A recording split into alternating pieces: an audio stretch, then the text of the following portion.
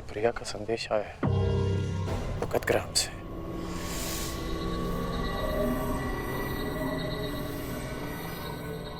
वो मृत्यु शैया पर है।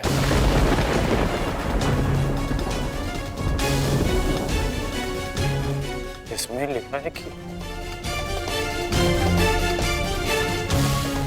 उसके पास अधिक समय नहीं बचा। हमें शीघ्र उसके पास पहुंचना होगा कर्ण। उसे तुम्हारी आवश्यकता है।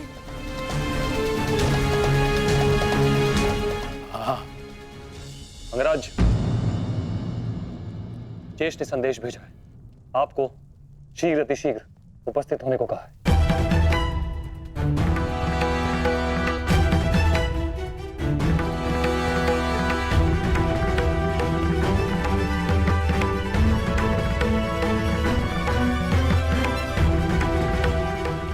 मुझे जाना होगा, दुर्योधन के पास जाना होगा।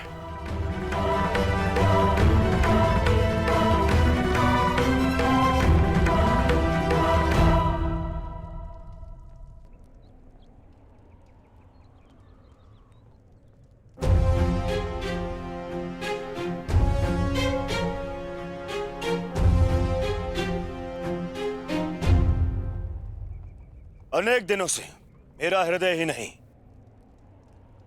मेरा मन भी जो चाहता था, आज वो पूर्ण होने जा रहा है। दुर्योधन की पताका और हस्तिनापुर का ध्वज दोनों ही अब बलशाली होने जा रहे हैं। इस पताका की तीक्ष्णता और भी तीव्र होगी, क्योंकि इस पताका का नेतृत्व करेगा मेरा मित्र अंगराज कर्ण।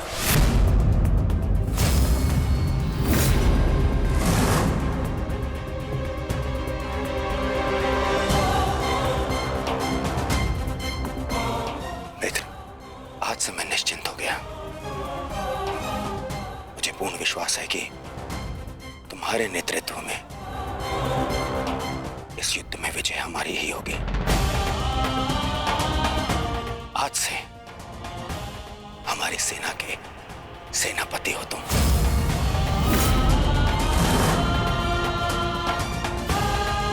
दुर्योधन, किसी दासी स्त्री के लिए पति चुन रहे हो या अपनी सेना का नायक चुन रहे हो? एक नीची जाति के व्यक्ति को तुम हमारे सर पे थोप नहीं सकते। किसी सारथी का पुत्र तुम्हारे उपकारों के बीच पे बना राजा मैं नहीं मानता कि ये सेनापति बन सकता है, क्योंकि पलतरंग पैरों में शोभा देते हैं, ना कि मस्तक पर। मेरे होने वाले सम्राट, और हाँ अंगराज कर्ण, देखो तुम दोनों बुरा मत मानना। प्रश्न केवल ये नहीं है कि अंगराज सूत है या क्षत्रिय। प्रश्न तो ये है कि सेनापति पद किसे मिलना चाहिए। सेनापति पद के लिए आवश्यक क्या होता है? बुद्धि और शक्ति। और अंगराज, आपके बुद्धि पर किसी को कतई संदेह नहीं ना, परंतु संदेह है तो केवल और केवल आपकी शक्ति पर। अंगराज अभेद थे, अब नहीं है। कवच और कुंडल भी था इनके पास, अनेकों अस्त्र थे जो अब नहीं है, जो अब अंगराज खो चुके हैं। और हाँ, खास बात तो यह है, अर्जुन के लिए जो अस्त्र था वो भी आप खो चुके हैं। तो इसका पूर्ण अर्थ यह है दुर्योधन कि अंगराज अब उस बूढ़े शेर की भांति हो गए, जिसके दांत भी टूट गए हैं और पंजे के नाखून भी झड़ चुके हैं। और वैसे शेर के साथ चूहे भी व्यंग करते हैं। अब महाराज शल्य को देखो, इनकी शक्ति और भव्य सेना की सहायता से हम विजय प्राप्त कर सकते हैं। अब यदि अंगराज आपके परम मित्र हैं तो वो भी इस बात को मानेंगे, हैं? क्यों अंगराज? अमरश्री, मुझे कर्ण की मित्रता पर कोई संदेह नहीं है। जिसने अपना सबसे महत्वपूर्ण शस्त्र मेरी सुरक्षा के लिए उपयोग कर लिया, और ना ही उसके शौर्य पर। संदेह तो मुझे शैल्य पर है, क्योंकि कायरों के भांति रण छोड़कर भागना सबसे पहले इन्हें आता है। एक नहीं, दो बार अवसर मिला इन्हें, पर इन्होंने क्या किया? रण छोड़कर भाग गए, एक ऐसे चूहे की तरह जो केवल शेर की दहाड़ सुनकर ही भाग जाता है, भाग जाता है। इस चूहे को मैं ना तो अपनी सेना का सेनापति बनाऊं और ना ही अपनी दासियों का पति। मूर्ख हो मूर्ख, तुम दोनों मूर्ख हो। एक मूर्ख का सम्राट और एक मूर्ख का सेनापति। तुम दोनों मूर्खों को लगता है पांडवों पे विजय पाओगे? बस मद्रराज,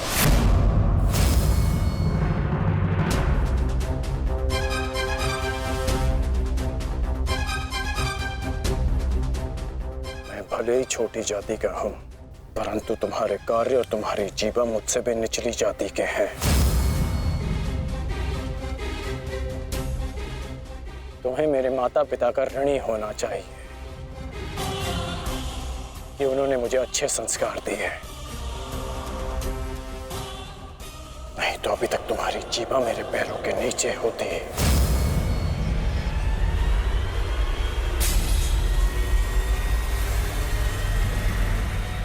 अब एक और शब्द अपनी जीभा से निकाला तो मैं अपने सारे संस्कार भूल जाऊंगा, और ये भी भूल जाऊंगा कि हम दोनों एक ही पक्ष में हैं।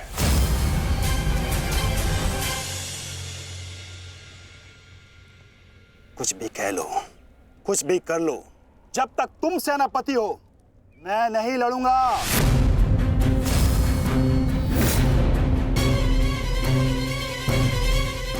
कायर, फिर पीठ दिखाकर भाग रहा है। भूल गया अपने वचन, अपने प्राण कि भेज दूं तुम्हारे राज्य में यह संदेश कि उनका राजा न केवल भगोड़ा है पर अपने वचन भी नहीं निभाता।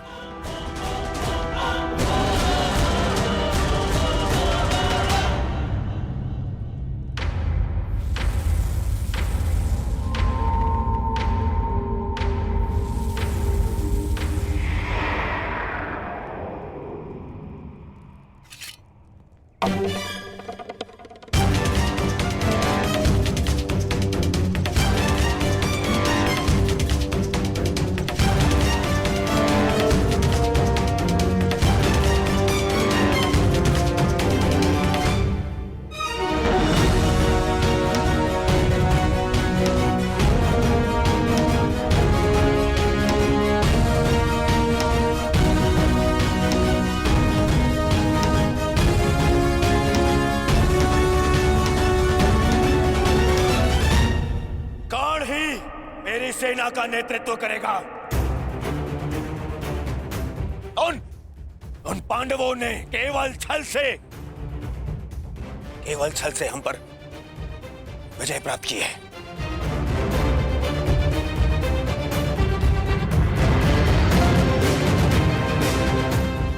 कर्ण मेरा कवच है,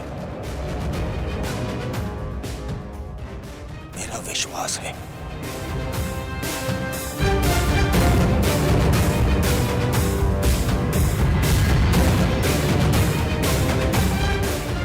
और कल मेरे विश्वास की विजय होगी, मेरे सामर्थ्य की विजय होगी और मेरे शत्रु के छल की पराजय।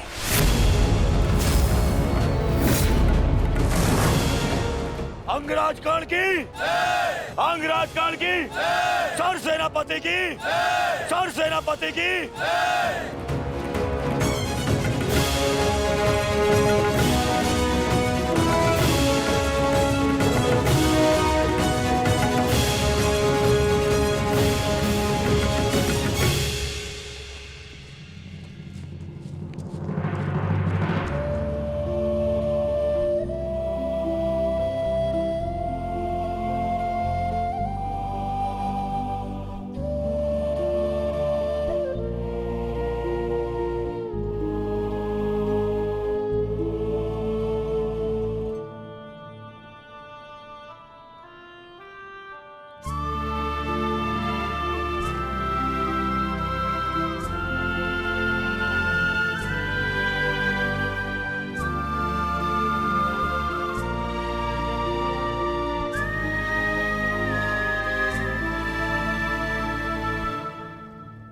कर्ण, तो तुम नहीं जा रहे हो?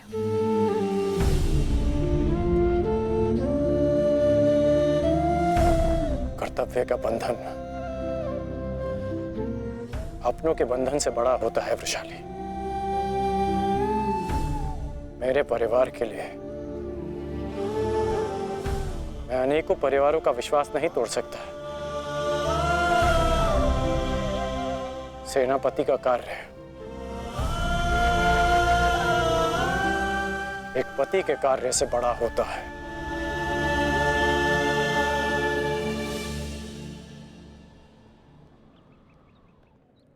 दुर्योधन को, इस सेना को मेरी आवश्यकता है। मैं अपने कर्तव्य से पीछे नहीं हट सकता।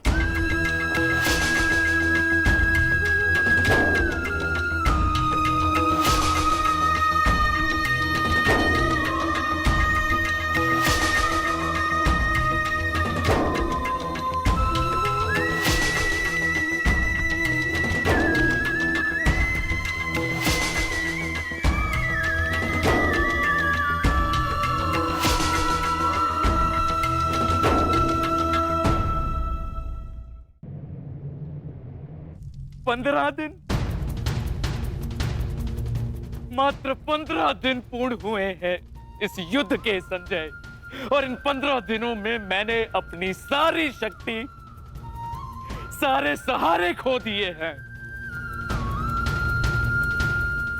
ताचरी शरशैया पर आचार्य द्रोण की निर्दयता से हत्या कर दी गई और मैंने अपने 90 पुत्रों को खोया है।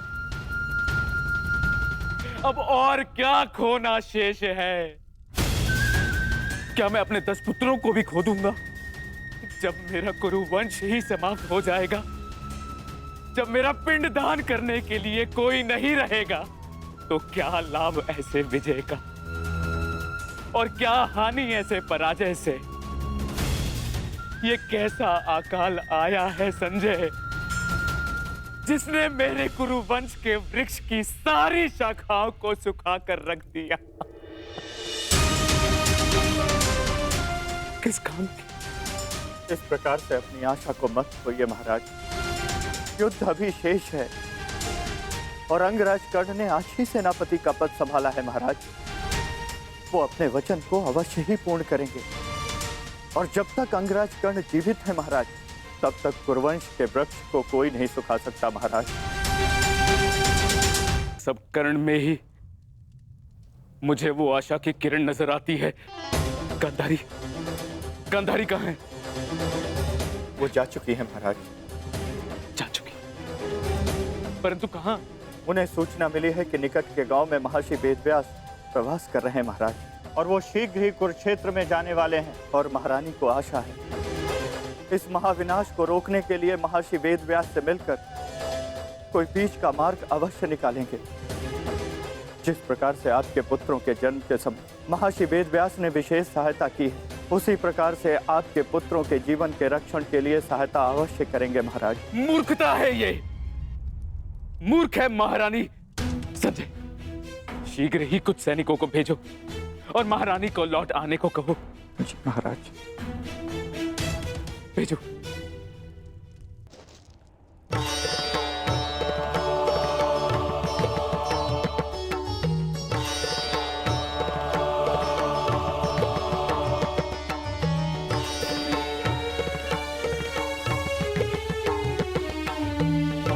माधव, आप विश्राम कर लीजिए। सूर्य उदय होने में केवल एक प्रहर शेष है। मुझे ज्ञात है पार्थ, और आज का ये सूर्य उदय न केवल अपने साथ प्रकाश या सूर्य की किरणें लाएगा, आज का ये सूर्य उदय अपने साथ एक परीक्षा भी लाएगा पार्थ।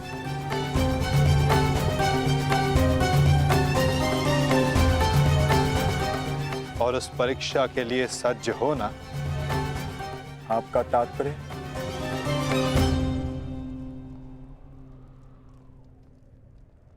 आज से व्यूह रचना का भाग केवल भाग नहीं रहेगा पार्थ, स्वयं व्यूह रचनाकार होगा पार्थ।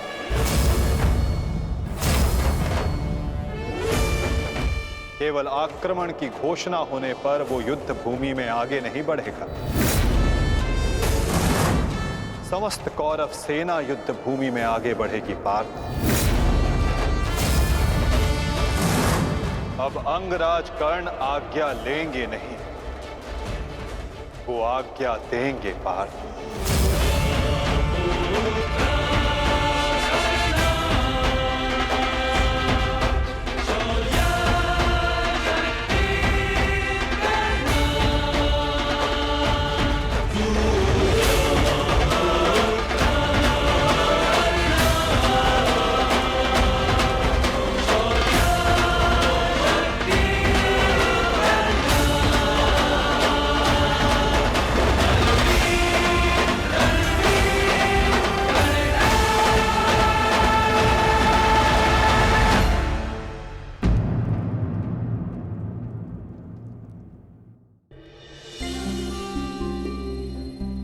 पुत्र,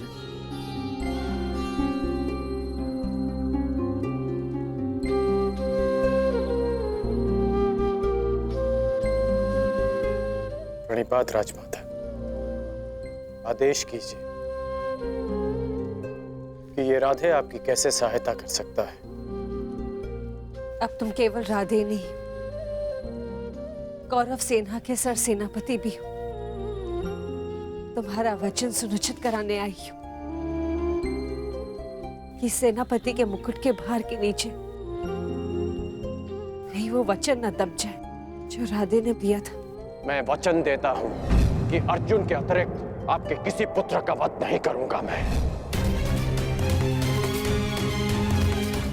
तो क्या जन्मदात्री को संदेह है कि कर्ण अपना वचन निभाएगा या नहीं? मुझे उस वचन की पूर्ति पर कोई संदेह नहीं है जो तुमने मुझे दिया है। मैं वो वचन स्मरण कराने आई हूं जो वचन तुमने अपनी पत्नी सुप्रिया को दिया था। एक पति ने अपनी पत्नी को दिया था कि आवश्यकता के समय पर वो हर समय उसके पास उपस्थित रहेगा। सुप्रिया को तुम्हारी आवश्यकता है कर्ण। जानता हूं राजमाता, किंतु मैं नहीं जा सकता।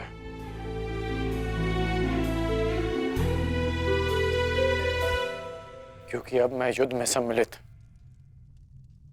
केवल एक योद्धा नहीं, अब मैं कौरव सेना का सरसेनापति हूं।